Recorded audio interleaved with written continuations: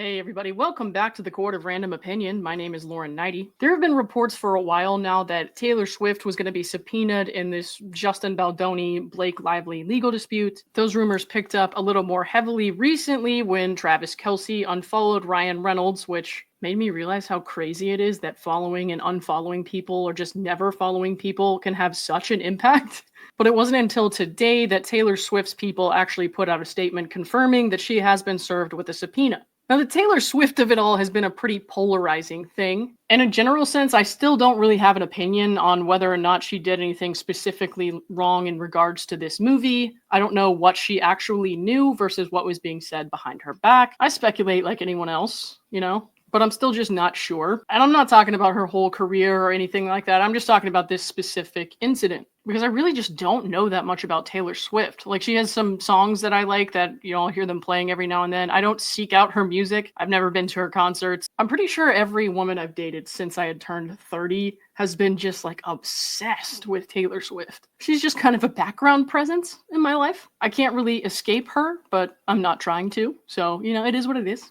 Again, all that to say, just in a general sense, I'm pretty neutral on Taylor Swift. But I really don't like the statement that her people put out in the press tonight, and I'm going to tell you why. First, let's look at what they actually said. Taylor Swift never set foot on the set of this movie. She was not involved in any casting or creative decisions. She did not score the film. She never saw an edit or made any notes on the film. She did not even see It Ends With Us until weeks after its public release, and was traveling around the globe during 2023 and 2024, headlining the biggest tour in history. The connection Taylor had to this film was permitting the use of one song, My Tears Ricochet. Given that her involvement was licensing a song for the film, which 19 other artists also did, this document subpoena is designed to use Taylor Swift's name to draw public interest by creating tabloid clickbait instead of focusing on the facts of the case. I actually find that a little bit stupid for a couple of reasons. First of all, we know that people who were never in the film or weren't really on the set too much or at all are involved in these lawsuits. Take Jed Wallace, for example, who's embattled with Blake Lively in Texas and New York right now. But Taylor Swift was never alleged to have been in this film. So in my opinion, that statement really means absolutely nothing. It just serves to irritate and muddy the waters. Given that she was present at some point, and one of the allegations is that Blake used her connections with higher profile celebrities to put pressure on Justin Baldoni and take control of his project, what she has to say is in fact relevant. It's actually pretty simple. Just answer the question, were you aware that the ability to use your song in this film was being dangled over the head of the director in order to orchestrate some kind of power grab?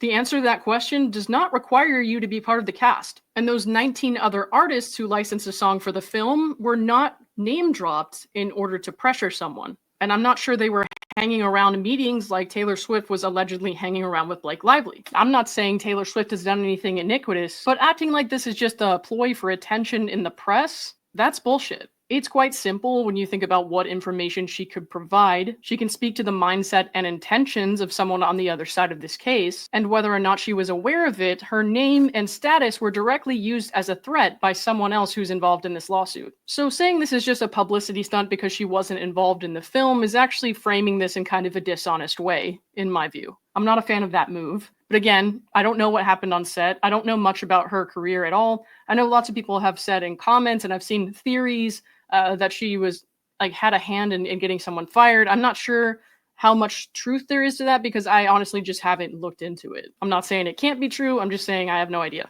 And as much as I hate this public statement that they just made, I'm not yet comfortable being like, oh, she did something terrible. You know what I mean? When I feel really strongly about something, when I feel like I have done my research, I have enough information, I've talked to people who were there, that's when you'll see me kind of voice a strong opinion and sound very certain about what I'm saying. But when that's not the case, I like to be clear about that too. I think it's important. But in any case, I know people have all kinds of opinions about this, so let me know below in the comments what you think.